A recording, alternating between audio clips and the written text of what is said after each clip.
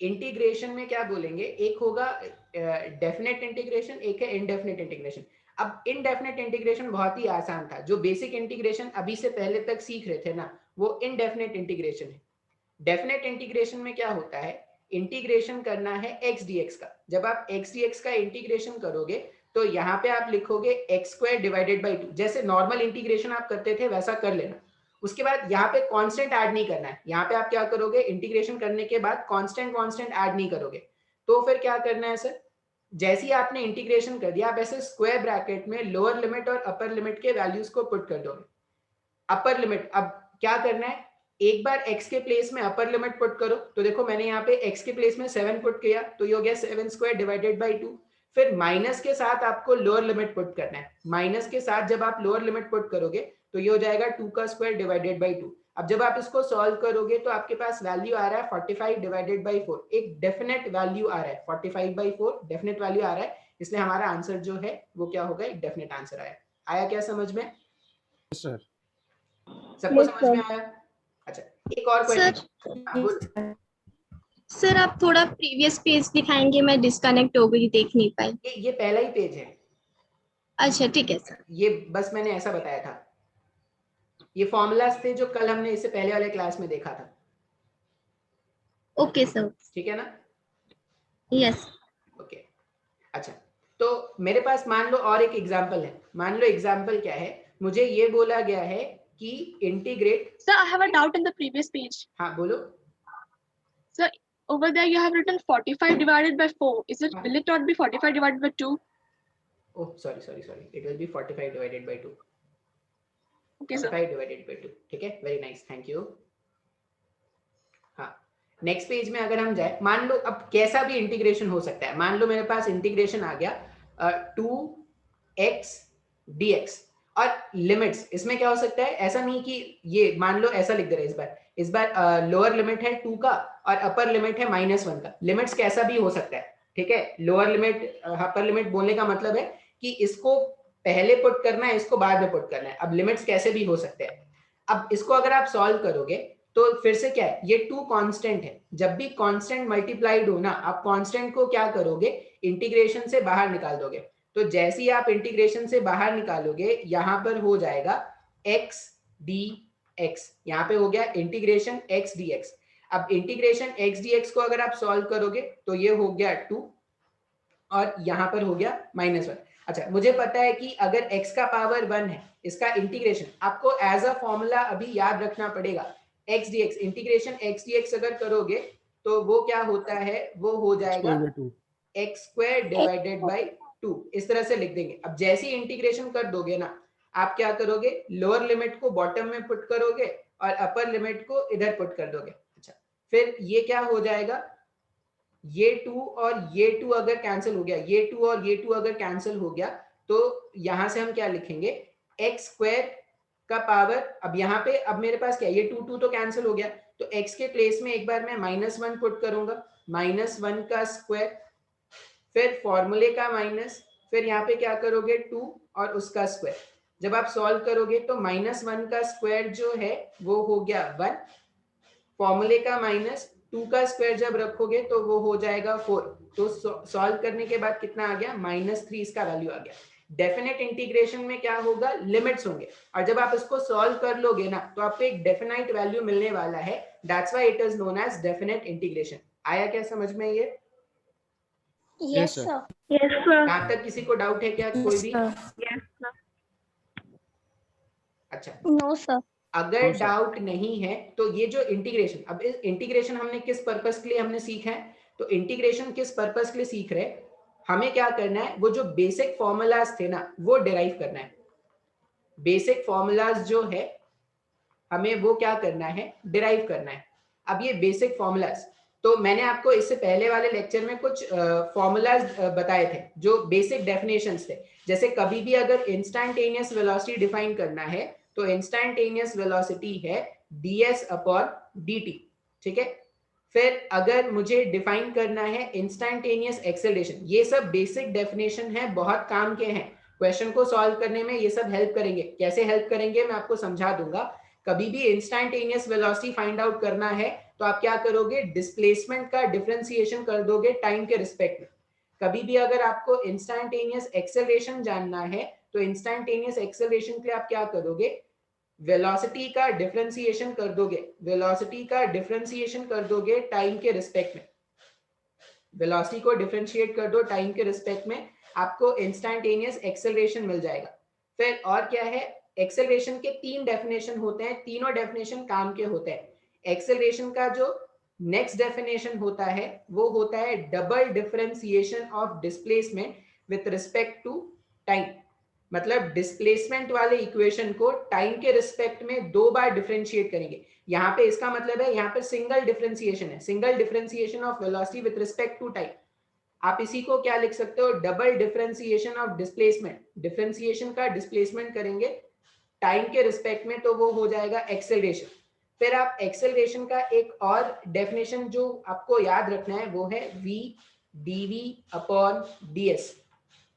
कल जिसने भी लेक्चर अटेंड नहीं किया था वो क्या करेंगे, ये सारे फॉर्मूलाज देखो, जितना मैंने इंटीग्रेशन अभी बताया है और ये जो बेसिक फॉर्मूलेज है अभी क्या करोगे, ये याद रख लोगे, क्योंकि अभी मैं क्या करूंगा, इनको यूज करके ही डेरिवेशंस करूंगा। यहाँ पे जो बेसिक फॉर्मूलाज है और जो बेसिक इंटीग्रेशन बताया मैं नहीं बोल रहा कि मैंने इंटीग्रेशन बहुत हाई क्लास लेवल का बता दिया है तुमको, मैंने इंटीग्रेशन सिर्फ उतना ही बताया है जितनी अपने को फिजिक्स में जरूरत है। तो जितनी फिजिक्स में जरूरत है उतनी इंटीग्रेशन मैंने आपको बताई है। कोई डाउट है तो बोलो। No sir. किसी को कोई डाउट नहीं है? No sir. No sir. अब देखो डेरिवेशंस कैसे करेंगे, इनको यूज करके अपने को डेरिवेशन करना है। तो मैं सबसे पहले ना ये वाले फॉर्मूले को पिक कर रहा हूं। मैंने क्या बोला कि हमें पता है कि एक्सेलरेशन जो है वो क्या है, वो है dv अपॉन dt। अब हो सकता है स्टार्टिंग में थोड़ा प्रॉब्लम हो, तो कहीं पर भी ऐसे लगे कि नहीं समझ में आया तो पूछना, ठीक है। ये dt वाले टर्म को आप भेज दो इधर, ये जो dt वाला टर्म है उसको भेज दो इधर, ठीक है।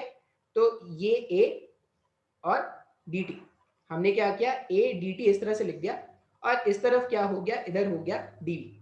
अब देखो यहाँ पर dt है, यहाँ पर dv है, इसको बोलते हैं डिफरेंशियल इक्वेशन। भारी भरकम सा टर्म है, तुम देख के डरना मत। अब a dt है, dv है। अब याद क्या रखना है अपने को, ठीक है। बेसिकली आज का जो लेक्चर है वो समझना भी है और याद भी रखना है। कभी भी अगर ऐसे ऐसे कोई सिचुएशन में फंस जाए ना जिसमें dt dv ऐसा कुछ दिखना स्टार्ट हो जाए, तो इससे जो आगे वाला सोल्यूशन होगा, अब बोलोगे सर इसके आगे तो कुछ समझ में ही नहीं आ रहा है कि क्या करना है, तो इसके आगे आपको क्या करना पड़ेगा, इंटीग्रेशन करना पड़ेगा। तो नेक्स्ट स्टेप आप क्या लिखोगे, नेक्स्ट स्टेप आप लिखोगे integrating both side. Next step हम लिखने वाले हैं इंटीग्रेटिंग बोथ साइड। अब इंटीग्रेशन जो होगा वो दोनों साइड होना चाहिए, तो यहां पर आ जाएगा हमारे पास इंटीग्रेशन ऑफ एक्सेलरेशन dt और यहां पर आ जाएगा इंटीग्रेशन ऑफ dv, ठीक है। ये समझ में आया क्या, 1 2 3 स्टेप? एक दो डेरिवेशंस आपको याद रखना पड़ेगा, फिर बाकी के डेरिवेशंस में प्रॉब्लम नहीं होगा। अच्छा, और एक बात मैंने आपको बताया था कि ये v is equal to u plus a t, s is equal to u t plus half a t square, ये सारे जो फॉर्मूलाज हैं, ये सारे जो फॉर्मूलाज हैं वो कांस्टेंट एक्सेलरेशन के लिए। तो मैं यहाँ पे बोलूँ कि if the acceleration is constant, मैं अगर ऐसा बोल रहा हूँ कि इफ एक्सेलरेशन जो है वो कांस्टेंट है, अगर पार्टिकल का एक्सेलरेशन कांस्टेंट है तो हम उसको क्या कर सकते हैं, इंटीग्रेशन से बाहर निकाल सकते हैं। तो ये वाले स्टेप को देखो मैं ऐसा लिख दूंगा, मैं क्या लिख रहा हूं, मैंने एक्सेलरेशन कांस्टेंट था, इंटीग्रेशन से बाहर निकाल दिया, तो यहां पर आ गया integration of dt is equal to integration of dv, integration dt is equal to integration of dv, मैंने इस तरह से लिख दिया। अब लिमिट्स पुट करना है, अब बहुत ध्यान से समझना है कि लिमिट्स कैसे पुट करें, एकदम ध्यान से देखो। मान लो मैं बोल रहा हूं कि जब टाइम का वैल्यू 0 था, ठीक है, मैंने बोला कि ये जो टाइम है या 0 मान लो, t1 मान लो, मैंने बोला कि जो पार्टिकल जब मोशन स्टार्ट कर रहा था ना उस समय जो टाइम था वो कोई t1 टाइम था। अब पार्टिकल जब स्टार्ट कर रहा है तो वो t1 टाइम पर स्टार्ट कर रहा है, t1 टाइम पर पार्टिकल का जो वेलोसिटी है, t1 टाइम पर पार्टिकल ने स्टार्ट किया, मतलब वो क्या है, वो उसका इनिशियल वेलोसिटी है। तो पार्टिकल का इनिशियल वेलोसिटी t1 टाइम पर कितना था, u, यहाँ पे t1 लिखा तो यहाँ पे u लिख दिया। फिर मैंने क्या बोला कि किसी t2 टाइम के बाद पार्टिकल का जो वेलोसिटी हो गया वो फाइनल हो गया और वो v हो गया। तो मैंने बोला कि जब टाइम t1 है तो इनिशियल वेलोसिटी u था, जब टाइम t2 है तो फाइनल वेलोसिटी v होगा। अब अगर आप इसको सॉल्व करोगे, अब बोलोगे सर ये इंटीग्रेशन dt, मैंने आपको बताया था इंटीग्रेशन dt कहीं पर भी दिखे तो आप इसको क्या करोगे, आप इसको इंटीग्रेशन t ऐसे रिप्लेस कर सकते हैं क्या? Yes sir. ठीक है, फिर Yes. यहाँ पे लिखेंगे लोअर लिमिट t1, यहाँ पे लिखेंगे अपर लिमिट t2, फिर ये इक्वल्स टू वाला साइन है, इक्वल्स टू वाला साइन यहाँ पे लगाएंगे। इंटीग्रेशन ऑफ dv अगर आप सॉल्व करोगे तो आप लिख दोगे v, फिर यहाँ पे लगाओगे lower limit u upper limit v। अब इसको अगर मैं अरेंज करूं, इसको मैं सॉल्व करूं तो देखो सॉल्व करने पे क्या बन रहा है, ये सॉल्व करने पे बन रहा है यहाँ पे हो जाएगा a t2 minus t1 upper limit minus lower limit, पहले अपर लिमिट फिर लोअर लिमिट माइनस के साथ is equal to v minus u। दिख रहा है क्या ऐसा सबको? ये यस सर। Yes, sir. पूरे पेज को एक बार Yes, ध्यान sir. से देख लो, कुछ भी ऐसा लग रहा है कि सर ये स्टेप नहीं समझ में आया, वो स्टेप नहीं समझ में आया तो पूछ लो, कोई भी स्टेप अगर ऐसा लग रहा है तो। सर हाँ बोलो। सर वो आपने अपर लिमिट लोअर लिमिट क्यों लिखा है? अपर लिमिट लोअर लिमिट क्यों लिखा? क्योंकि हमें इंटीग्रेशन करना है, और हमें इंटीग्रेशन कैसा करना है, डेफिनेट इंटीग्रेशन, मतलब हम एक एग्जैक्ट वैल्यू फाइंड करने की कोशिश कर रहे हैं। क्योंकि ये जो फॉर्मूला होता है v is equal to u plus a t, जब आपने बचपन में इसके क्वेश्चन सॉल्व किए होंगे तो आप क्या करते थे, v का वैल्यू पुट करते थे, u का वैल्यू पुट करते थे, t का वैल्यू पुट करते थे, तो एक्सेलरेशन फाइंड आउट करते थे, एग्जैक्ट वैल्यू फाइंड आउट करते थे ना वहां पर। Yes sir. तो मुझे अभी भी एग्जैक्ट वैल्यू फाइंड आउट करना है, इसलिए मैंने यहाँ पे लिमिट्स लिखा है। तो मैंने क्या बोला कि अगर टाइम t1 है, t1 टाइम पे अगर पार्टिकल ने चलना स्टार्ट किया तो उस समय मान लेते हैं कि पार्टिकल का जो इनिशियल वेलोसिटी था वो था u। किसी टाइम t2 के बाद जो पार्टिकल का फाइनल वेलोसिटी है वो मैंने लिख दिया v। तो मैंने इस तरह से लिमिट्स लिखा है। आया समझ में अभी? Yes sir. ओके, तो अगर आप इसको देखोगे ना तो देखो मेरे पास इक्वेशन क्या आ गया, मेरे पास इक्वेशन आ रहा है a t2 माइनस t1, मैं नेक्स्ट पेज में लिखूं, अगर मेरे पास आ रहा है a t2 माइनस t1, ठीक है, is equal to v minus u। बोलोगे सर ऐसा फॉर्मूला तो हमने देखा नहीं है। आपने ऐसा फॉर्मूला क्यों नहीं देखा है? क्योंकि अगर मैं ऐसा बोलूं, जैसे मैंने अभी बोला था कि पार्टिकल ने कोई t1 टाइम पर चलना स्टार्ट किया है, मैंने अभी क्या बोला था कि पार्टिकल ने कोई t1 टाइम पर चलना स्टार्ट किया था, तो t1 टाइम पर उसका जो वेलोसिटी था वो था u। t2 टाइम पर पार्टिकल का जो वेलोसिटी होता वो क्या होता v। मान लो ऐसा मैं बोल रहा हूं कि if t1 is equal to 0 second, मतलब पार्टिकल 0 सेकेंड से ही चलना स्टार्ट कर रहा है, 0 सेकेंड से ही चलना स्टार्ट कर रहा है, 0 सेकेंड पे इसको एनालाइज करना स्टार्ट कर रहे हैं। तो यहाँ पे जब आप सॉल्व करोगे t1 हो गया कोई 0 सेकेंड का, और t2 का मतलब हो गया कोई t सेकेंड। 0 से मान लो मैंने बोला कि 0 सेकेंड पे मैंने चलना स्टार्ट किया, तो 0 से 5 सेकेंड का जो इंटरवल है वो 5 सेकेंड ही होगा, 0 से 7 सेकेंड का जो इंटरवल है वो 7 सेकेंड ही होगा।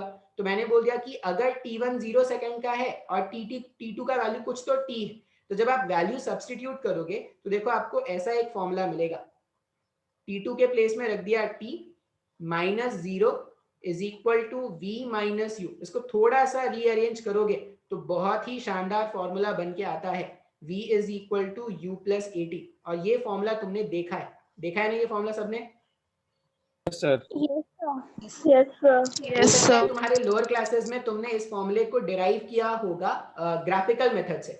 मैंने सेम फॉर्मूले को डिराइव करके बताया है कैलकुलस वाले मेथड से। कोई प्रॉब्लम किसी को डेरिवेशन में? No sir. एग्जाम्स No, में sir. आएंगे No, डेरिवेशन, sir. ठीक है? Sir, can you हाँ, repeat again? I can you got repeat it? disconnected. Okay, देखो प्रीवियस पेज में अगर हम लोग जाए, हमने स्टार्ट किया ये बेसिक डेफिनेशन। हमने क्या बोला कि एक्सेलरेशन का जो डेफिनेशन है वो है rate of change of velocity.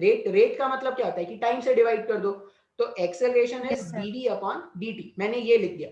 अब मैंने बोला कि इस dt वाले टर्म को ना इधर भेज देते हैं, ठीक है सर, भेज दिया। तो ये हो गया a dt is equal to dv, a dt is equal to dv हो गया। अब यहाँ पे अगर मैं बोलूं कि इंटीग्रेटिंग बोथ साइड, अगर मैं दोनों तरफ इंटीग्रेशन कर दूं, क्योंकि इसके आगे अगर आप सोचोगे ना तो इसके आगे कुछ बच ही नहीं रहा है कैलकुलेट करने का, समझ में ही नहीं आ रहा है कि क्या करें। तो जब भी ऐसा कुछ फंस जाए आपके पास, आपको क्या करना है, इंटीग्रेट करना है दोनों तरफ। तो आप लिखोगे इंटीग्रेटिंग बोथ साइड। अब दोनों तरफ इंटीग्रेशन करने के लिए मैंने इधर भी इंटीग्रेशन लगाया और इधर भी इंटीग्रेशन लगाया। किसी एक साइड इंटीग्रेशन कर दोगे तो गलत हो जाएगा। हम क्या करते हैं, इक्वल्स टू के इस साइड LHS में जो करेंगे इक्वल्स टू के राइट हैंड साइड में भी वही करना है। तो मैंने बोला कि दोनों तरफ इंटीग्रेशन कर देते हैं। अब ये याद रखना, ये सब कुछ जो हम डिराइव कर रहे हैं ना वो कांस्टेंट एक्सेलरेशन के लिए है। अगर एक्सेलरेशन कांस्टेंट नहीं होगा तो ये जो भी डिराइव कर रहे हैं उसका कोई मतलब नहीं होगा। तो अगर एक्सेलरेशन कांस्टेंट था तो उसको इंटीग्रेशन से बाहर निकाल दिया। अब यहाँ पे क्या बच रहा है, इंटीग्रेशन dt, यहाँ पे इंटीग्रेशन dt है, यहाँ पे इंटीग्रेशन dv। dt का इंटीग्रेशन करोगे तो वो हो जाएगा t, dv का इंटीग्रेशन करोगे तो वो हो जाएगा v। फिर इंपॉर्टेंट क्या है, टाइम के लिमिट्स। मैंने बोला कि जब इनिशियल टाइम t1 है उस समय पार्टिकल का इनिशियल वेलोसिटी जो था वो कुछ तो u का था।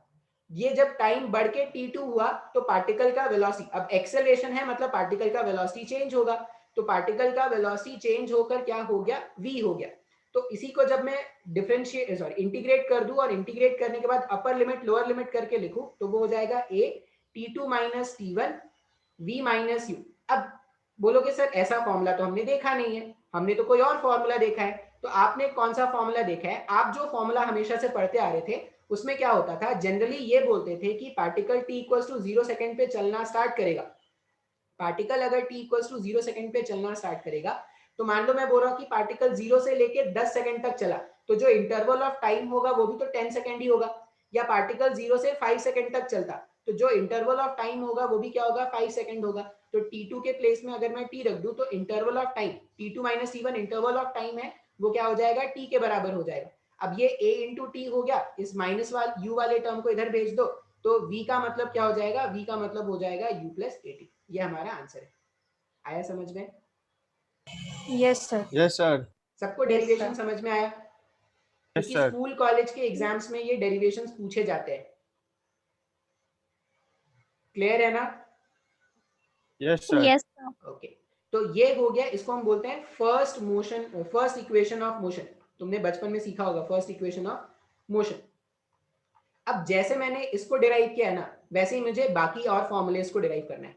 तो बाकी और फॉर्मूलेस मैं एक बार सारे डेरिवेशंस कर देता हूं, फिर इस पे बेस्ड आपको कुछ प्रॉब्लम सॉल्व करवा दूंगा। सेकंड इक्वेशन हम कैसे डिराइव करेंगे, मैंने आपको एक्सेलरेशन का ये डेफिनेशन बताया है क्या, एक्सेलरेशन जो है वो v dv अपॉन ds है, मैंने ऐसा Yes, बताया है sir. क्या, ये डेफिनेशन है। फिर से अगर मुझे इसको प्रोसीड करना है तो ये ds वाले टर्म को मैं भेज दूंगा लेफ्ट हैंड साइड में, तो नेक्स्ट टर्म जो अपने को दिखेगा वो हो जाएगा a ds is equal to v dv। अब तुम खुद से बोलोगे कि सर इसके आगे क्या कर सकते हैं, इसके आगे तो कुछ पता ही नहीं चल रहा है क्या करना है। तो जब भी ऐसे किसी सिचुएशन में आ जाए कि इसके आगे क्या करना है नहीं पता चले तो आप लिख दोगे इंटीग्रेटिंग बोथ साइड। हम क्या करते हैं, दोनों तरफ इंटीग्रेशन कर देते हैं, इंटीग्रेटिंग बोथ साइड। दोनों तरफ अगर आप इंटीग्रेशन करोगे तो यहां पर हो गया इंटीग्रेशन ADS और यहां पर हो गया इंटीग्रेशन VDV। इस साइड मैंने लिख दिया इंटीग्रेशन ADS और यहां पर मैंने लिख दिया इंटीग्रेशन VDV। अच्छा, एक्सेलरेशन कांस्टेंट है, आप इंटीग्रेशन से बाहर निकाल लो तो ये हो जाएगा इंटीग्रेशन DS इस तरह से, और यहां पर हो जाएगा VDV।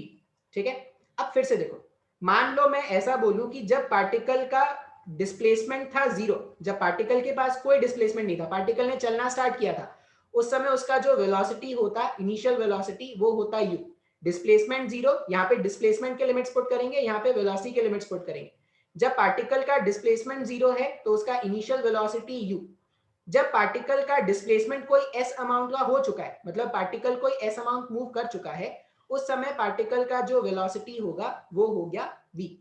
अब जब आप इसको सिंप्लीफाई करोगे, इंटीग्रेशन ds ये इंटीग्रेशन dt के जैसा है। अगर इंटीग्रेशन dt होता है उसको मैं t से रिप्लेस करता हूं, तो अगर इंटीग्रेशन ds, a बाहर बैठा है बाहर रहने दो, ds का इंटीग्रेशन जब करोगे तो वो हो जाएगा s। फिर मैंने लिमिट्स क्या पुट किया, लोअर लिमिट है 0, अपर लिमिट है, मैंने डिस्प्लेसमेंट भी कोई s अज्यूम कर लिया है, इक्वल्स टू v dv। अगर ये देखोगे तो x dx के फॉर्मेट का है, अगर ये x dx के फॉर्मेट का है, अगर आपने इसका इंटीग्रेशन किया तो वो x स्क्वायर बाई 2 हो जाएगा, या यहाँ पर हो जाएगा v स्क्वायर डिवाइडेड बाई 2। फिर से हम क्या करेंगे, यहाँ पे पुट करेंगे लोअर लिमिट u और यहाँ पर अपर लिमिट v। यहाँ से यहाँ तक किसी को कोई डाउट है? No, sir. 39 पार्टिसिपेंट्स हैं, किसी को कोई भी डाउट है? No, sir. नहीं? No, sir.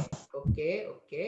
अच्छा, फिर से अब क्या करना है, एक बार डिफरेंट इंटीग्रेशन हो गया तो अपने को लिमिट्स पुट करना है, अपर लिमिट माइनस लोअर लिमिट, तो ये हो जाएगा a s minus 0, a s minus 0 is equal to upper limit is v square by 2 minus lower limit is u square divided by 2. अब इसको थोड़ा रीअरेंज करोगे अगर, तो यहाँ पर ये जीरो वाला टर्म तो कोई मतलब नहीं है लिखने का, तो a into s is equal to v square, यहाँ पे दैट इंप्लाइज होगा v square minus u square divided by 2. इस 2 वाले टर्म को इधर भेज दो और थोड़ा रीअरेंज कर लो. आप जैसे ही रीअरेंज कर लोगे तो you will get a formula as v square is equal to u square plus 2as. पढ़ा है क्या ये formula? Yes, Yes, sir. sir.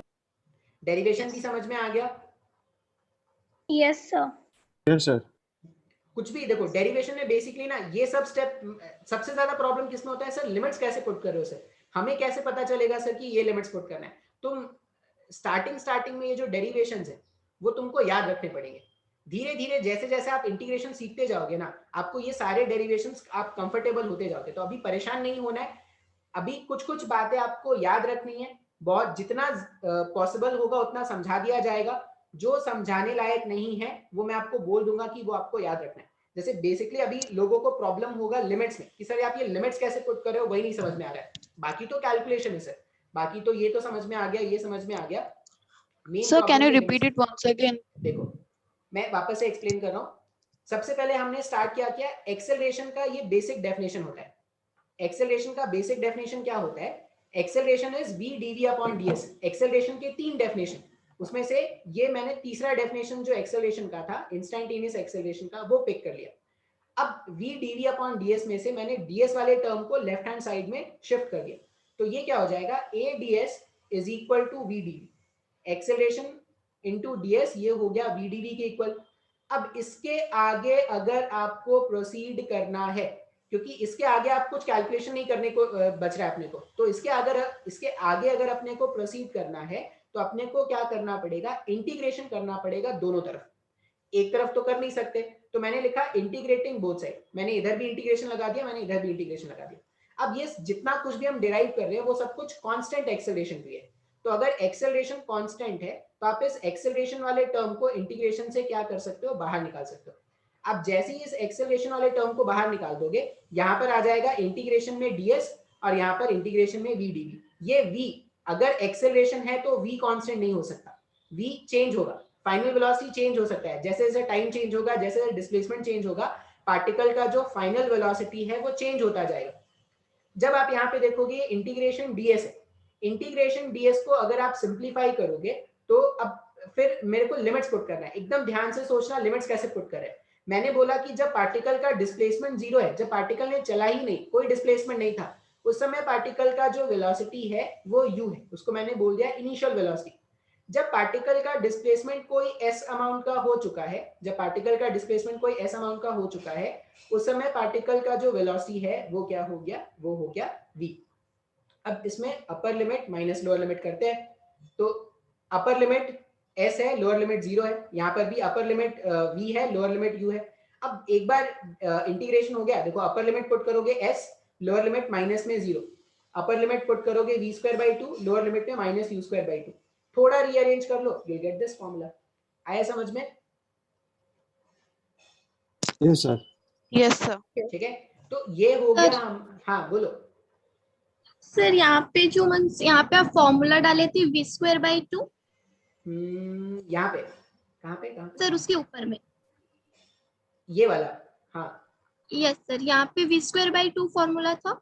हाँ, यहाँ पे ये बोला ना कि इस वाले टर्म का इंटीग्रेशन, इस वाले टर्म का इंटीग्रेशन क्या होगा? v स्क्वायर बाई 2 होगा ना सर. मतलब v square by 2 plus c था ना फॉर्मूला, तो सर वही तो मैंने बोला ना कि जब आप इनडेफिनेट इंटीग्रेशन करोगे तो आपको c लिखना है, कांस्टेंट ऐड करना है. लेकिन जब आप डेफिनेट इंटीग्रेशन करोगे ना तो वो c लिखने की जरूरत नहीं है, वो कैंसिल आउट हो जाता है. Okay sir. ठीक है, ओके. और कोई डाउट है क्या? पूरे पेज को एकदम ध्यान से देख लो. कुछ भी डाउट लग रहा है ना, a ds b dv, कुछ भी ऐसा लग रहा है जो नहीं समझ में आएगा तो पूछ लो. तुम देखो, तुम अभी भी पूछ सकते हो, तुम क्लास के बाद भी पूछ सकते हो, तुम व्हाट्सएप करके मैसेज करके पूछ सकते हो. इंपॉर्टेंट होता है डाउट क्लियर होना.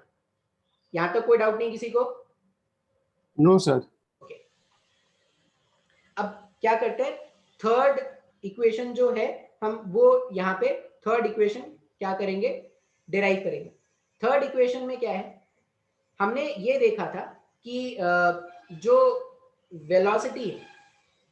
वेलोसिटी है वो आया था हमारे पास ds अपॉन dt।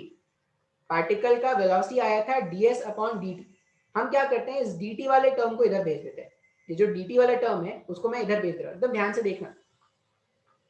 तो ये हो जाएगा v dt is equal to ds। अच्छा, और क्या करना है, ये जो v है ये तो फाइनल वेलोसिटी है, किसी भी इंस्टेंट का फाइनल वेलोसिटी v है। इस v को मैं ऐसे रिप्लेस कर रहा हूँ u प्लस at। मैंने v को रिप्लेस किया u प्लस at और यहाँ पे मैंने लगा दिया dt। u plus at dt is equal to ds, मैंने इस तरह से लिख दिया। अब हम जानते हैं कि ये जो dt वाला टर्म है, अगर मैं इसको एक्सपैंड करके लिखूंगा ना तो ये ऐसा लिखा जा सकता है, u dt फर्स्ट टर्म हो जाएगा और सेकंड टर्म हो जाएगा at dt is equal to ds। पहला टर्म हो गया u dt, सेकंड टर्म हो जाएगा at dt is equal to ds। मैंने इस तरह से लिख दिया। अब फिर से इसके आगे क्या करना है सर, जब भी ऐसे सिचुएशन में फंस जाएंगे तो इसके आगे अपने को बाहर कौन निकालेगा, इंटीग्रेशन बाहर निकालेगा। तो इंटीग्रेशन हमारा फ्रेंड है। अब यहाँ पे क्या करते हैं, यहाँ पे भी इंटीग्रेशन लगा दिया, यहाँ पर भी इंटीग्रेशन लगा दिया, यहाँ पर भी इंटीग्रेशन लगा दिया। अच्छा, लिमिट्स कैसे पुट करोगे सर, यहाँ पे टाइम के रिस्पेक्ट में इंटीग्रेशन होना है, तो ऐसा बोल देते हैं कि जब टाइम 0 था, यहाँ पे भी टाइम के रिस्पेक्ट में इंटीग्रेशन होना है, तो यहाँ पे बोल दिया जब टाइम 0 है तो पार्टिकल का डिस्प्लेसमेंट क्या था, 0 था। किसी टाइम t के बाद पार्टिकल का क्या डिस्प्लेसमेंट है s, वो अपने को कैलकुलेट करना है। तो मैंने बोल दिया 0 0 0, जब टाइम 0 है तो डिस्प्लेसमेंट भी 0 था। किसी टाइम t के बाद पार्टिकल का क्या डिस्प्लेसमेंट s है, वो अपने को कैलकुलेट करना है। तो इस तरह से मैंने इसके लिमिट्स पुट की। अब ये जो u है वो क्या है, वो कांस्टेंट है। बोलोगे सर ये कैसे, u कांस्टेंट कैसे, क्योंकि एक्सेलरेशन आने के बाद से वेलोसिटी चेंज जरूर होगा, लेकिन आपने किस वेलोसिटी से स्टार्ट किया है वो तो आप कांस्टेंट बोलोगे। आपने रेस्ट से स्टार्ट कर लिया, आपने 4 मीटर पर सेकंड से स्टार्ट, अलग अलग मोशन में जो इनिशियल वेलोसिटी होगा वो कांस्टेंट होगा। तो ये u वाला टर्म कांस्टेंट है, तो मैं इसको कांस्टेंट को इंटीग्रेशन से बाहर निकाल सकता हूं। अब मैं इसको कांस्टेंट क्यों बोल रहा हूं, क्योंकि जब पार्टिकल ने मोशन स्टार्ट किया तो कुछ ना कुछ तो इनिशियल वेलोसिटी से उसने स्टार्ट किया होगा, 0 4 5 6 कुछ भी, लेकिन वो 0 4 5 6 वो क्या है, वो कांस्टेंट है, वो चेंज नहीं हो रहा। हाँ, अगर कोई अलग मोशन होगा तो अलग मोशन में चेंज हो जाएगा। सेम उस पर्टिकुलर मोशन में ऐसा नहीं है कि उसका जो इनिशियल वेलोसिटी वो चेंज हो रहा है। एक बार पार्टिकल ने स्टार्ट कर दिया मूव करना, मतलब उसका इनिशियल वेलोसिटी फिक्स हो गया। तो एक पर्टिकुलर टाइप ऑफ मोशन में पार्टिकल का जो इनिशियल वेलोसिटी है वो क्या है, वो कांस्टेंट है। तो आप इसको क्या लिखोगे, u कांस्टेंट बाहर मान के इंटीग्रेशन ऑफ dt लिखा और यहाँ पे लिख दिया 0 से लिमिट t तक। फिर एक्सेलरेशन कांस्टेंट बाहर मान के इंटीग्रेशन में लगा दिया t dt और लिख दिया 0 से t तक। फिर इक्वल्स टू होना है, इक्वल्स टू में लिखा हमने ds और 0 से s तक, मैंने इस तरह से लिख दिया। अब इंटीग्रेशन कर लेते हैं। dt का इंटीग्रेशन, u बाहर बैठा हुआ है, u को बाहर लिख दिया हमने ऐसा, u जो था वो बाहर बैठा था तो u को ऐसे एज इट इज लिख दिया। dt का इंटीग्रेशन करोगे तो आपको मिलेगा t, lower limit 0 upper limit t plus a constant बाहर है, t dt का अगर आप इंटीग्रेशन करोगे तो वो हो गया t स्क्वायर डिवाइडेड बाई 2, और ये हो जाएगा 0 to t square divided by 2 0 to t, इस तरह से लिख दिया हमने। इक्वल्स टू ds का इंटीग्रेशन करेंगे तो s हो जाएगा और लिमिट्स क्या चला जाएगा, 0 टू s। कोई डाउट है क्या किसी को यहां तक? No sir. Okay, upper limit में ही वैल्यू आना है, लोअर लिमिट तो 0 है, लिखने का कोई जरूरत नहीं है लोअर लिमिट। तो अपर लिमिट वाला टर्म हो गया ut प्लस अपर लिमिट वाला ही टर्म आएगा, लोअर लिमिट में कुछ आएगा नहीं, तो ये हो जाएगा हाफ a t स्क्वायर। और यहां पर भी क्या आने वाला है, सिर्फ अपर लिमिट का टर्म। तो जब आप सिंप्लीफाई करोगे तो देखो आपको ये फॉर्मूला मिल जाएगा, s is equal to ut plus half a t square. मिला क्या ये फॉर्मूला? Yes, sir. ये Yes, sir. Sir, can you explain how you got half 80 square? Half 80 square, देखो यहाँ पे जब आप अपर लिमिट पुट करोगे तो क्या हो जाएगा, टी के प्लेस में टी आ जाएगा, तो ये हो गया T square divided by 2। Lower limit put करते तो वो तो 0 हो जाता, तो लिखने की जरूरत नहीं है, तो ये क्या हो जाएगा, half a t square. Oh, got it, sir. ठीक है ना? तो ये तीन इक्वेशंस मैंने आपको डिराइव करके बताया, ये तीन इक्वेशंस मैंने डिराइव करके बताया। s is equal to ut plus half a t square, v is equal to u plus a t, v square is equal to u square plus 2as। Derivations में किसी को कोई भी डाउट है? Sir आपने u को constant कैसे लिया? हाँ, u को कांस्टेंट कैसे लिया, देखो मान लो मैं बोल रहा हूं, मैं एक पर्टिकुलर मोशन के बारे में बात करूं, एक पर्टिकुलर मोशन, ठीक है। मान लो एक कार ने चलना स्टार्ट किया, 20 किलोमीटर पर आवर के स्पीड से उसने चलना स्टार्ट किया। अब जैसे जैसे टाइम चेंज होगा, अगर एक्सेलरेशन है, जैसे जैसे टाइम चेंज होगा उसका v का वैल्यू चेंज होता जाएगा, लेकिन उस पर्टिकुलर मोशन के लिए जो उसका इनिशियल वेलोसिटी है वो तो नहीं बदला ना। t इक्वल्स टू 0 पे जो वेलोसिटी है वो तो कांस्टेंट रहा। क्या चेंज हो रहा है, अलग अलग टाइम पर पार्टिकल का क्या वेलोसिटी होगा वो चेंज हो सकता है। तो अगर एक पर्टिकुलर मोशन के बारे में बात कर रहे हैं तो उस पर्टिकुलर मोशन का जो इनिशियल वेलोसिटी है वो कांस्टेंट होगा। समझ में आया? Yes sir. Yes, sir. तो देखो सर मैंने, कैन यू, हाँ बोलो बोलो।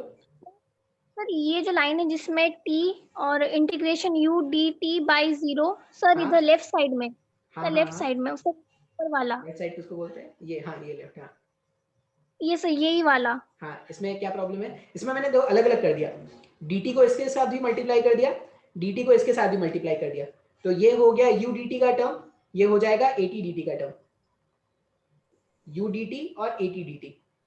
ये समझ में आया, पर ये s और 0 कैसे और ये t और 0 कैसे? हाँ देखो देखो मैंने क्या बोला, लिमिट्स कैसे पुट करना है एकदम ध्यान से सोचो। मैं बोल रहा हूँ कि यहाँ पे टाइम के रिस्पेक्ट में इंटीग्रेशन होना है, यहाँ पर भी टाइम के रिस्पेक्ट में इंटीग्रेशन हो रहा है, और यहाँ पर डिस्प्लेसमेंट के रिस्पेक्ट में इंटीग्रेशन हो रहा है। तो टाइम के रिस्पेक्ट में मैंने बोला कि जब टाइम 0 है, मतलब जब पार्टिकल ने चलना स्टार्ट किया होगा, तो t इक्वल्स टू 0 टाइम पर पार्टिकल का डिस्प्लेसमेंट कितना होगा, 0। तो यहाँ पे टाइम का लोअर लिमिट मैंने 0 रखा, यहाँ पे भी टाइम का लोअर लिमिट 0 रखा, तो यहाँ पे डिस्प्लेसमेंट क्या हो गया, 0 हो गया। फिर मुझे ये जानना है कि किसी भी टाइम t के बाद अगर 0 से उसको t टाइम तक चलने दिया, अब t का वैल्यू कुछ भी हो सकता है, 10, 20, 30, 40 कुछ भी हो सकता है, तो 0 से t सेकंड के बाद पार्टिकल कितना डिस्प्लेसमेंट करेगा, तो यहाँ पे t, यहाँ पे t, तो यहाँ पे s। सर ये t2 नहीं हो सकता। t2 देखो, अगर यहाँ पे t2 रखोगे तो यहाँ पे t1 रख देना बस। आप ऐसा बोल रहे हैं कि सर यहाँ पे t1 रख दो, यहाँ पे t2 रख दो, यहाँ पे t1 रख दो, यहाँ पे t2 रख दो। फिर यहाँ पे फॉर्मूला क्या आ जाता है, u t2 minus t1 half a t2 square minus t1 square. फिर से जब आप t1 को 0 रखते हैं ना तो आप वापस से इसी फॉर्मूले में पहुंचते हैं। Okay sir. ठीक है ना, समझ में आया? Yes sir. ओके अच्छा, अब एक सिंपल सा क्वेश्चन है। सिंपल सा क्वेश्चन कैसा है, क्वेश्चन ऐसा है पूछा गया कि a particle moving with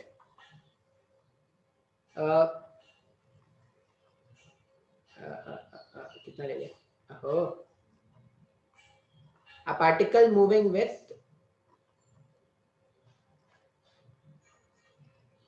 काम नहीं कर रहा क्या, हाँ, a particle moving with 18 नहीं 54 ले लो, 54 ज्यादा अच्छा value. A particle moving with 54 kilometers per hour, particle moving with 54 kilometers per hour is brought to rest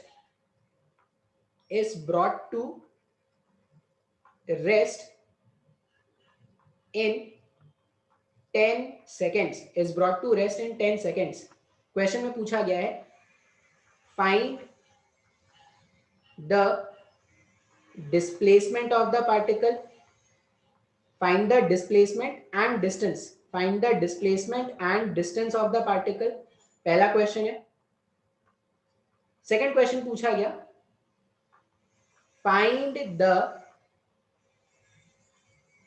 displacement of the particle, find the displacement of the particle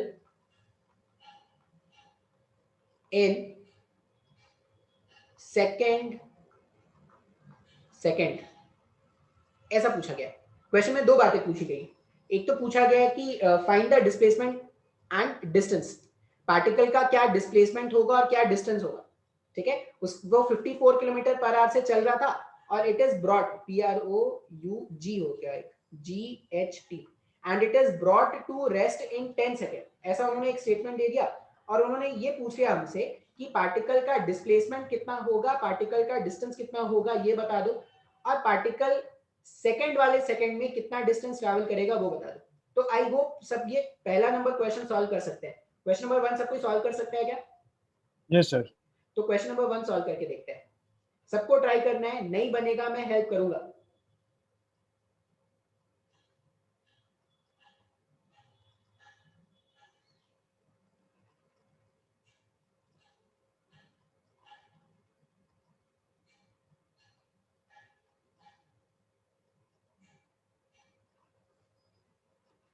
जितने लोग भी present है, 38 participant present है, तो मैं चाहूंगा वो 38 participants में से एटलीस्ट 10-15 लोगों का आंसर आए।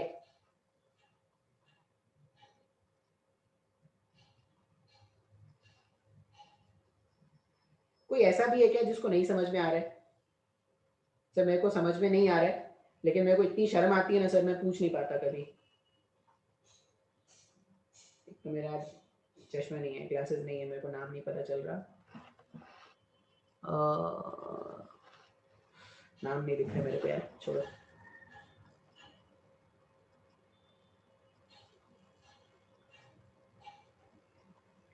अच्छा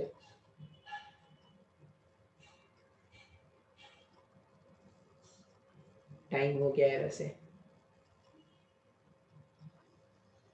किसी का आंसर आया क्या?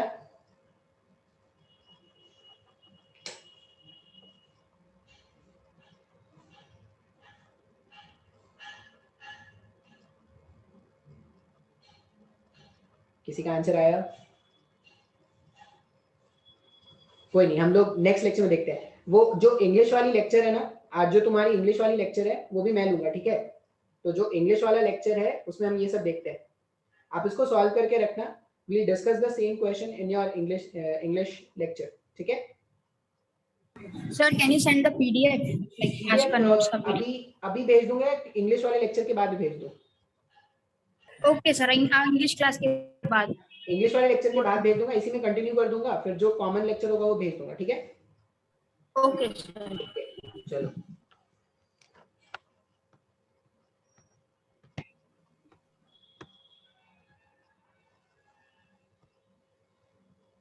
Thank you, sir. हाँ, थैंक यू।